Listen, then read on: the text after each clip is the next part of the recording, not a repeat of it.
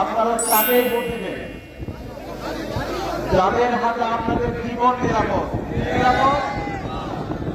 এই নির্বাচনের আগে আমাদের যারা প্রতিনিধিরা আছে, যারা এমপি প্রার্থীরা আছে, তারা আপনাদের কাছে অনেক চমৎকার কথা বলবে, বিভিন্ন ধরনের প্রতিশ্রুতি দিবে, কিন্তু দেখবেন তাদের কথা এবং কাজের মধ্যে কোনো মিল নেই।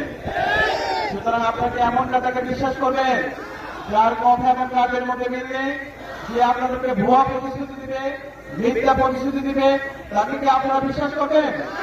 আমরা এমন ভুয়া নেতাকে বিশ্বাস করতে চাই না। একটা দল গত 1.5 বছরে নিজেদের মধ্যে অন্তর্কুণ্ডলে 200 অধিক মানুষ মেরে ফেলছে।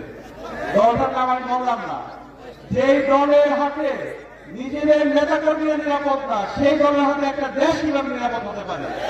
আমরা তাকে করতে যার হাতে আমাদের সম্পত্তি নিরাপদ থাকবে। কিসে নিরাপদ থাকবে? সম্পদের নিরাপদ থাকবে।